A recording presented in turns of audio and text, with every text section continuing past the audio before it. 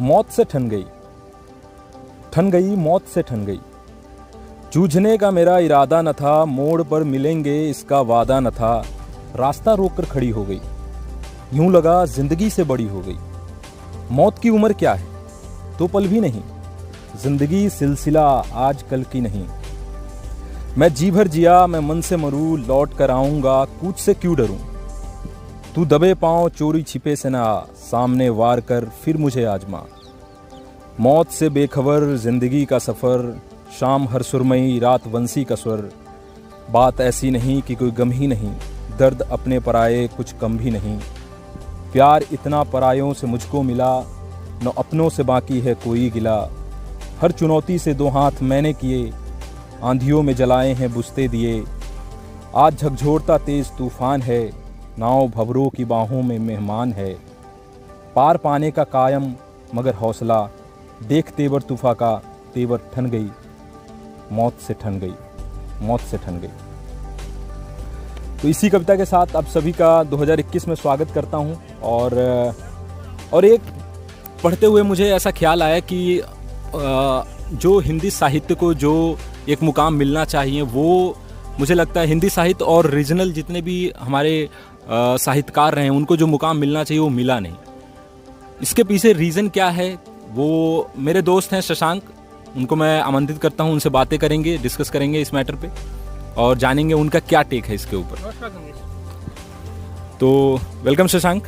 धन्यवाद। धन्यवाद गंगेश, आपके इस मंच में आपको मुझे आमंत्रित करने के लिए।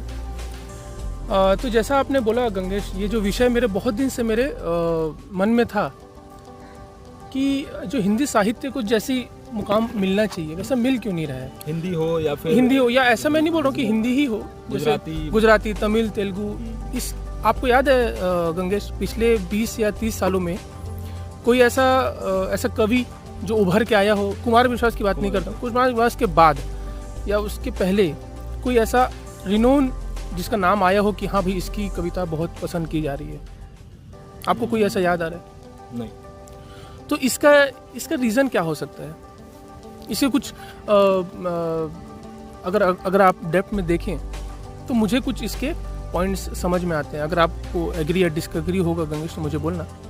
पहला रीज़न तो ये है कि जिस तरह से प्रचार या मार्केटिंग होनी चाहिए थी हिंदी साहित्य या रीजनल साहित्य की, वो नहीं हो पा रही है। आपको क्या राय है इसमें? नहीं, आपकी बात बिल्कुल सही है। जो मार्केटिंग होनी चाहिए थी वो नहीं हुई। बट मुझे एक और चीज़ लगता है कि दुनिया एक जो इवोल्यूशन के फेज़ में है, हर रोज़ दुनिया बदलती जा रही है और हम लोग मतलब एक कहते हैं जो संस्कार है या जो बहुत सारी चीज़ें इमोशंस इस सब से हम जुड़े हुए थे, उनसे हम पार पाके लोग ज़्यादा प्रैक्टिकल हो रहे हैं। उससे हमें फ़ायदा क्या है, नुकसान क्या है, उस पर हम ज़्यादा जा रहे हैं। क्योंकि लोगों के अंदर ये एक ऐसी भावना आ रही कि अगर मैं इंग्लिश पढ़ूंगा, जैसे इंग्लिश के लिटरेचर आप डेल कार्नेगी की पढ़ो, और भी बहुत सारे हैं, डैन ब्राउन हो गए, बहुत सारे हैं, उनकी किताबें पढ़ो। और हिंदी साहित्यकार में आप जो पुराने हैं, हमारे जयशंकर प्रसाद जी हैं, महादेवी वर्मा, दिनकर, तो उन सब की जब आप पढ़ोगे ना तो आपको लगेगा यार उनमें इनमें अंतर क्या है, वो तो ये तो उनसे भी बहुत आगे हैं। लेकिन मुझे ऐसा लगता है कि आजकल लोगों को ये लगता है कि ये अगर मैं हिंदी का ये पढ़ूंगा तो पढ़ के मुझे 2 रुपये मिलने वाले हैं या नहीं मिलने वाले। आज इंग्लिश में क्या है, लोग इंग्लिश में अगर 2 कुछ भी पढ़ते हैं तो उनको ऐसा लगता है मेरा कम्युनिकेशन स्किल इंप्रूव हो रहा है, मैं 100 लोगों के बीच में इंग्लिश में बातें कर सकता हूँ, उससे मैं पैसे कमा सकता हूँ। इसी का उदाहरण देना चाहूँगा गंगेश कि आप गीता प्रेस की बुक अभी भी देखिए कितने सस्ते में दामों में आपको मिलती है। अभी भी आप देखिए गीता प्रेस की जितने भी धार्मिक किताबें या फिर विवेकानंद जी की उनकी किताबें काफ़ी कम दामों में मिलती है। तो जाहिर सी बात है प्रकाशक भी लेखक को कम देते होंगे, तो उनको भी तो ठीक है, एक साहित्य तो अपनी जगह है, लेकिन अपना घर भी तो उन्हें चलाना है। तो इस हिसाब से अगर आपकी बात मैं सहमत होता हूँ कि अगर आप इसको लॉन्ग टर्म में देखें, अगर आप अर्न करना चाहते हैं इस क्षेत्र में, तो हिंदी अभी काफ़ी पीछे हो गई है, मैं ऐसा मानूंगा। और अब बात की आपने पुराने कवि की भी, तो मुझे एक बात याद आती है, भारतेंदु हरिश्चंद्र का नाम आपने सुना होगा। तो हिंदी साहित्य में 4 काल थे, जो बहुत लोगों को नहीं पता है, मैं बताना चाहूँगा कि 4 काल थे। पहले काल को बोलते थे आदि काल, दूसरों को कहते थे भक्ति काल, तीसरा काल का नाम था रीति काल, और चौथा काल जो अभी है जिसको बोलते हैं आधुनिक काल। तो आधुनिक काल के सबसे बड़े जो कवि जिन्हें माना गया है वो है भारतेंदु हरिश्चंद्र, और वो सिर्फ 35 साल ही जिए। 1850 से वो सिर्फ 35 साल ही जिए, और इन 35 सालों में 175 रचनाएं उन्होंने रची। ये बहुत कम लोगों को पता है। मतलब ऐसा नहीं कि बहुत कम लोगों ने इस जनरेशन को कम पता है। आप अपने पिताजी, अपने दादाजी से पूछेंगे हरिश्चंद्र के बारे में तो उनको सारी बातें उनकी पता होंगी। जैसे मैं अपने ही उदाहरण देता हूँ। मेरे पिताजी की अगर लाइब्रेरी देखें तो उनमें पंत जी की कविताएं और मुंशी प्रेमचंद जी की गोदान, ये सारी उनकी लाइब्रेरी में रहती हैं और अभी भी हैं, और अभी भी वो मुझे देते हैं पढ़ने के लिए। तो अब बात आती है कि लोग आज जैसे हमारे टीम में जो युवा लड़के आते हैं वो जो पढ़ रहे हैं। अब मैं देखिए, मैं ऐसा बिल्कुल भी नहीं बोलूँगा जो विदेशी साहित्यकार है वो गलत लिख रहे हैं या उनमें लिटरेचर में उनके में कोई कमी है, बिल्कुल भी नहीं। मैं ऐसा बिल्कुल भी नहीं बोलूँगा कि उनकी लिटरेचर में कोई कमी है या उनके कोई ज्ञान में कमी है। कमी बस हम में है, जो हम उनको ज़्यादा एक्सेप्ट कर रहे हैं, और उनको मतलब ऐसा लगता है कि आप सीसीडी में चले जाइए, आप कैफ़े कॉफ़ी डे या फिर स्टारबक्स में चले जाइए, आपको विदेशी लिटरेचर के बुक निकाल के ही पढ़ते दिखेंगे लोग। और ये एक ट्रेंड बन चुका है, एक कूल स्टेटस आप बोल सकते हैं वो रह गया है। हिंदी लिटरेचर हम बस अपने स्कूल में पढ़ें, स्कूल के अलावा हमें हिंदी लिटरेचर कहीं पढ़ने को नहीं मिलता, ना उसका कोई प्रचार कर रहा है, ना उसको पढ़ना कूल समझा जा रहा है। उसके लिए एक ये भी रीजन है कि लोग उसको क्या अपना एक स्टेटस सिंबल देखते हैं। बहुत सही, बहुत सही। वो लोग, उनको ऐसा लगता है कि इंग्लिश अगर पढ़े, इंग्लिश 10 के बीच में बोले नहीं, जो कि अच्छी देखो, हम तो खुद कंप्यूटर पे काम करने वाले लोग हैं, छापाखाना कॉर्पोरेट वर्ल्ड से जुड़े हुए लोग हैं, तो हमको तो ओब्वियसली हम भी वही हैं, हम भी करते हैं। लेकिन फिर पता है क्या होता है, बहुत बार जैसे सब बोलते हैं ना कि यार आजकल तुम देखते होगे ना 10 साल 12 साल 20 साल के लड़के हैं ना, कोई सुसाइड कर रहे हैं। क्यों? क्योंकि 10वीं फेल हो गए।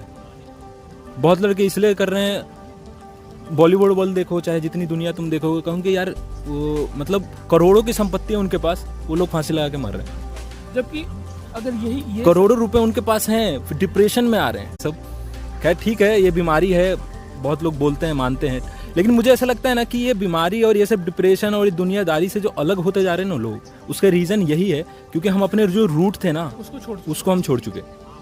क्योंकि मैं बता रहा हूँ, जब भी मैं लो फील करता हूँ ना अपने आप से, या फिर बहुत बार ऐसा लगता है यार लाइफ में, हर के लाइफ में थोड़ा बहुत टेंशन कुछ तो आता ही रहता है, तो मैं क्या पुरानी किताबें जो भी हैं, कविताएं हैं, वो मैं उठा के पढ़ता हूँ। जो हम साथ में पढ़ते हैं, जैसे रश्मि रथी की कुछ पंक्तियां, रश्मि रथी की कविताएं जब मैं पढ़ता हूँ मेरे रोए खड़े हो जाते हैं जब मैं पढ़ता हूँ उनको। कुछ लाइनें उसकी मुझे याद आती है कि मुझे बांधने तू आया है, हाँ, जंजीर बड़ी क्या लाया है, अब याचना नहीं रण होगा, या तो जीवन या मरण होगा। बहुत सारे जो ऐसी वैसे ही कविताएं लिखे हैं हमारे साहित्यकारों ने, जो बस धूल खा रहे हैं। बिल्कुल बिल्कुल।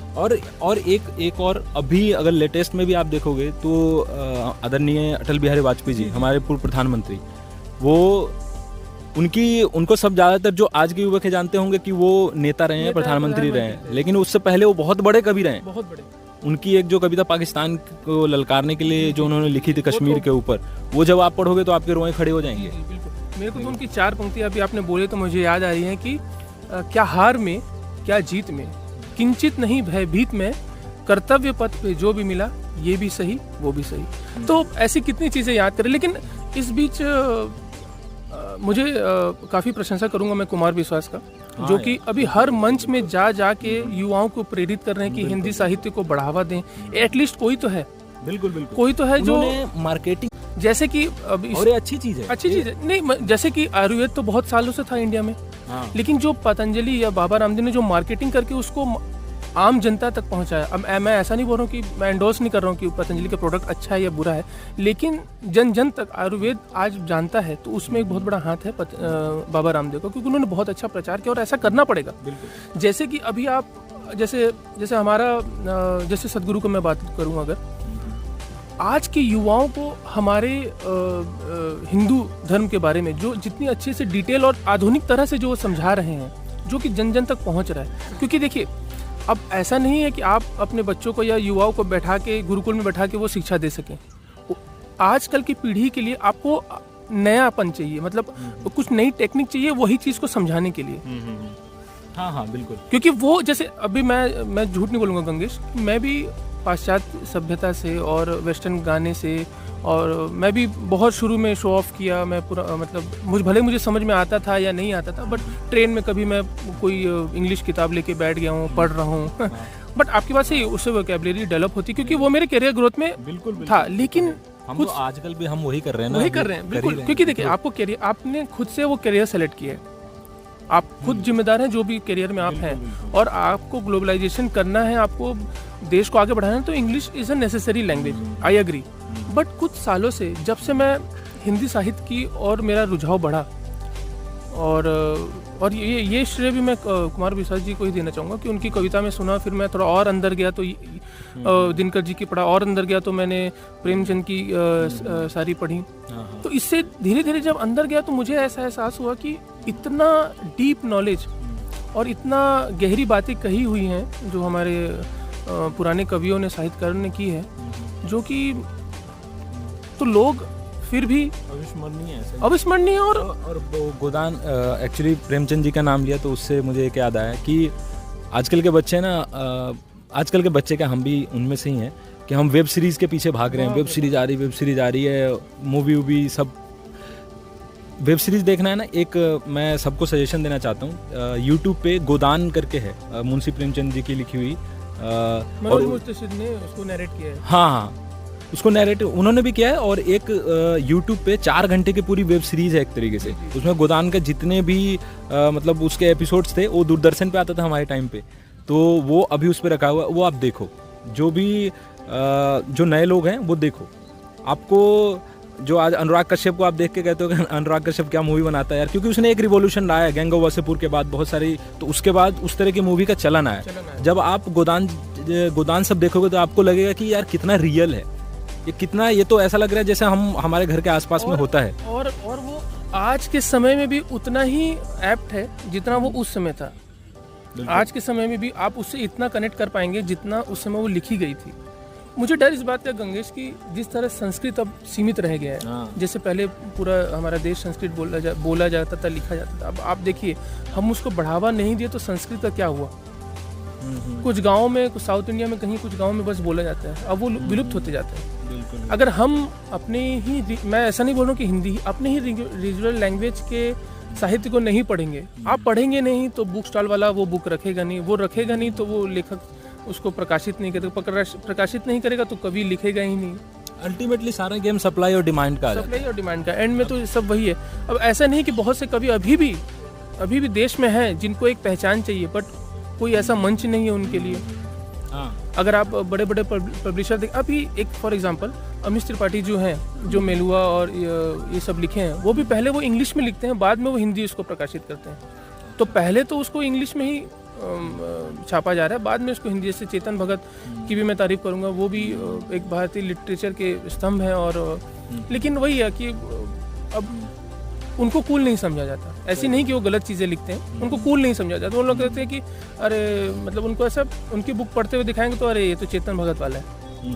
ऐसा नहीं है कि हम ही हमारे ही लोगों को या फिर हमारे ही लिटरेचर को बढ़ावा देना हमारा कर्तव्य है। और ये वीडियो बनाने का तात्पर्य भी है, भले ही 50-60 जितने लोग भी देखें इस वीडियो को, अगर एक दो हमारे जो दोस्त हैं हमारे साथ जो है वही देख ले, वही। हाँ, 2 लोग भी अगर कोई अगर एक चीज़ मैं और कहना चाह रहा हूँ कि बहुत सारे मेरे दोस्त हैं, चाहे जो भी 2-4 लोग देखते हैं कविता जो मैं करता हूँ, तो बोलते हैं कि यार तू अपनी क्यों नहीं लिखता है, अपनी क्यों नहीं बोलता है। तो मैं सीधा स्ट्रेट फॉरवर्ड कहना चाहता हूँ कि मैं कोई कवि नहीं हूँ, लेखक नहीं हूँ, और दूसरी बात कि हम तो कंप्यूटर पर काम करने वाले लोग हैं। लेकिन क्या है कि वही जब हम सब जैसे थक हार के आते हैं ना, तो ये सब जब पढ़ते हैं तो हमें सुकून मिलता है। तो ये और ये मैं आप लोगों के साथ शेयर कर रहा हूँ। और इसमें और भी बहुत सारी कविताएं हैं जो मैं आप लोगों के साथ पढ़ूंगा, और उसके साथ ही बहुत सारे जो कवि हैं उनकी कविताएं मैं आपको बताऊंगा कि कौन से आपको पढ़नी चाहिए, और वो आने वाली वीडियो में आपको ऐसे मिलते रहेंगे। तो शशांक, फाइनल टेक आपका।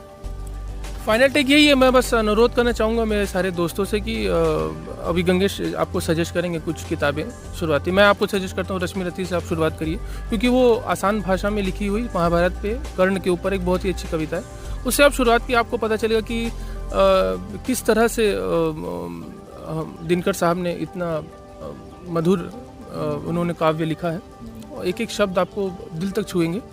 और आशा करता हूँ कि आप हिंदी साहित्य को बढ़ावा दें, करीब कम से कम महीने में एक किताब ही पढ़ लें, छोटी किताब ही पढ़ लें तो। और ये हमारा कर्तव्य बनता है, हम युवाओं का ही कर्तव्य है कि हम आगे इस चीज़ को बढ़ाएं, तो हमारे बाद हमारी जो पीढ़ी आ रही है वो भी इसको आगे करें। तो अब मैं अपना माइक सौंपना चाहूँगा कि गंगेश अपनी कविता से आपको सुनाए, और इस चर्चा को यहीं पे विराम देते हैं। धन्यवाद शशांक चर्चा में आने के लिए। और कुछ कविताएं जो मैं आपको सुझाव देता हूं वो आप पढ़ सकते हैं, जैसे कि एक मैथिली शरण गुप्त जी का लिखा हुआ है जयद्रथ वध और भरत भारती, बहुत ही सुंदर है। और दूसरा एक माखनलाल चतुर्वेदी जी की है प्रभा करमवीर हिम तरंगिनी, ये सब आप पढ़ सकते हैं। और एक महादेवी वर्मा जी की है, महादेवी वर्मा जी की कविताएं हमने 8वीं 9वीं क्लासों में भी हमने पढ़ी है। उनकी एक है निर्जा, हिमालय, दीपशिखा, तो ये सब आप पढ़ सकते हैं। और वैसे तो बहुत सारी हैं, लेकिन आप शुरुआत इससे कीजिए। और इसी के साथ आप सभी का धन्यवाद, और अगले एपिसोड में फिर से एक नई चर्चा के साथ हम मिलेंगे। धन्यवाद।